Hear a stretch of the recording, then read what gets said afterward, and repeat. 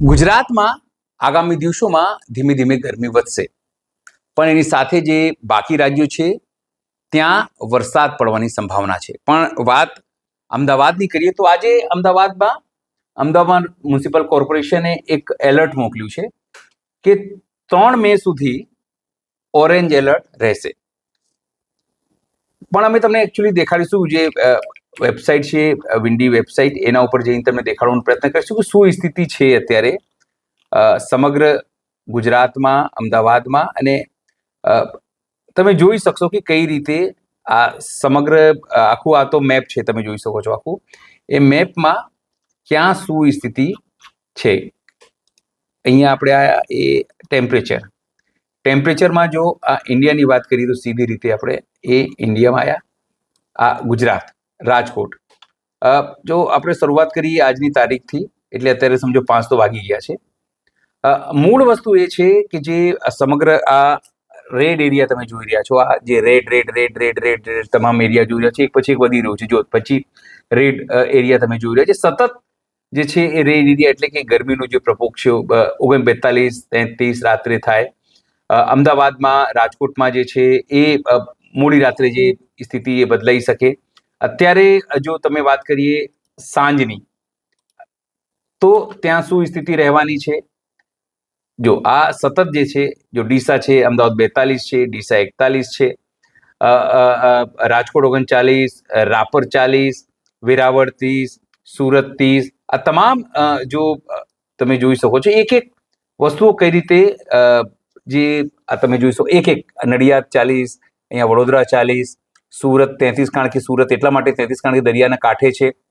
એ સિવાય કલોલ 41, મહેસાણા 40, પાટણ 41, પાલનપુર 40, રાધનપુર 41, રાપર 40, ધોલાવીરા. આ તમામ જે એરિયા છે એ ધીરે ધીરે હવે ગરમ થતા દેખાઈ રહ્યા છે. હું કહેતો હતો તમને જે વરસાદ પડવાની વાત છે, જે રીતે આવ્યું છે કે ભાઈ એક સિસ્ટમ 2 મે સુધી એક સિસ્ટમ જે છે તે સક્રિય થશે, જેમાં 2 રાજ્યો લખવામાં આવ્યું છે, ગુજરાત અને મહારાષ્ટ્ર જે છે તે કોરા રહેશે.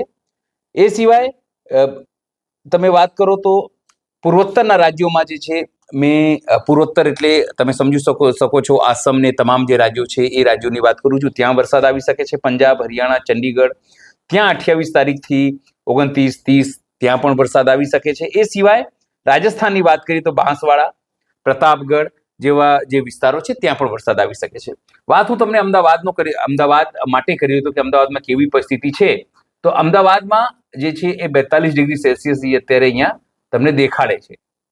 સીધી 42 ડિગ્રી સેલ્સિયસ, 41 ડિગ્રી સેલ્સિયસ તમને અહીંયા દેખાડે છે. તો જે રીતે અમદાવાદ મ્યુનિસિપલ કોર્પોરેશને આપણને તમામ લોકોને એલર્ટ મોકલ્યું છે કે ભાઈ અમદાવાદ મ્યુનિસિપલ કોર્પોરેશન દ્વારા તમામ નાગરિકોને એલર્ટ, વધુ પ્રમાણમાં લોકોને આ કહેવામાં આવ્યું છે કે તેઓ પાણી પીવે.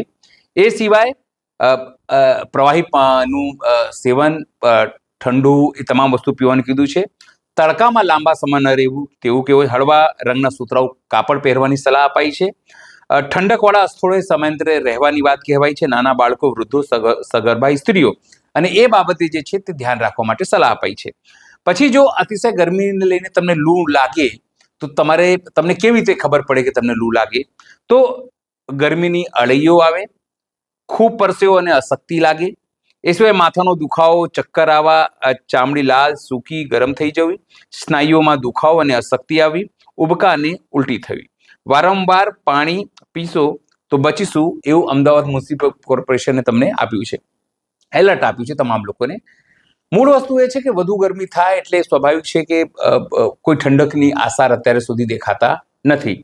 તમને રાજસ્થાન જે છે, પૂર્વોત્તર રાજ્યો છે, પંજાબ, ચંડીગઢ છે, એ જગ્યાએ જે છે ત્યાં વરસાદથી થોડું રાહત થશે.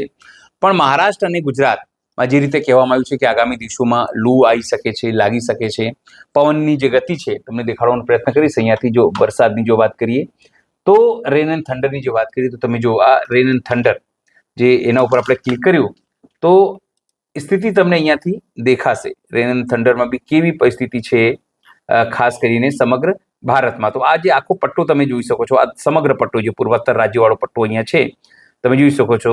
એ પૂર્વોત્તર રાજ્યોમાં પછી આખું પ્રયાગરાજ, ઉત્તર પ્રદેશ, આ તમે જુઓ આખો પટ્ટો તમે જુઓ, યુપી વાળો પટ્ટો, અહીંયા દક્ષિણમાં જે આવ્યો તમે જુઓ, દક્ષિણ ભારતના જે પટ્ટો છે એ તમે અત્યારે દેખાડી શકે છે. એટલે એ રાજ્યોમાં થોડી રાહત જે છે ગરમીથી મળી શકે છે. પણ ગુજરાત અને મહારાષ્ટ્ર એ તમે કોરું ધાકોર અહીંયા દેખાય છે. આ ગુજરાત, આ મહારાષ્ટ્ર અને રાજસ્થાનમાં પણ વરસાદ આવે, પણ રાજસ્થાનમાં જે ટાઈમિંગ આપવામાં આવી છે, ટાઈમિંગ પ્રમાણે જે છે એ તમામ વસ્તુઓ પોતાની રીતે વરસાદ થશે, રાહત થશે. પણ અમદાવાદીઓને અને ગુજરાતમાં કોઈ રાહત મળવાની નથી.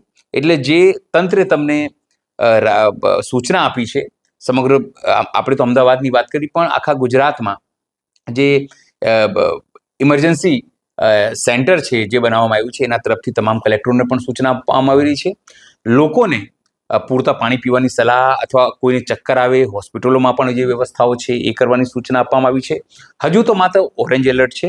આગામી દિવસોમાં એ રેડ એલર્ટમાં પણ બદલાશે ને લૂ જે છે એ પણ વધી શકે છે. એટલે તમામ લોકો પોતાની રીતે સાવધાન રહે. તમામ લોકો જે ગાઈડલાઈન આપવામાં આવી રહી છે તંત્ર તરફથી એનો ફોલો કરે. વગર કામે લૂ જે છે લાગી શકે છે, એટલે વગર કામે તેઓ ઘરથી ન નીકળે. અને ખાસ કરીને બપોરના સમયમાં જે કામદારો હોય છે, ખાસ કરીને જે સિવિલ વર્ક કરતા હોય છે, બિલ્ડિંગ કન્સ્ટ્રક્શનનું કામ કરતા હોય છે, એમને પણ થોડી રાહત આપવામાં આવે, કારણ કે લોકોને જ વધારે, કારણ કે બહાર નીકળતા હોય છે. એટલે તમામ મળીને એટલું કહી શકાય છે કે હાલ પૂરતું ગુજરાતમાં કોઈ ગરમીથી રાહત નથી.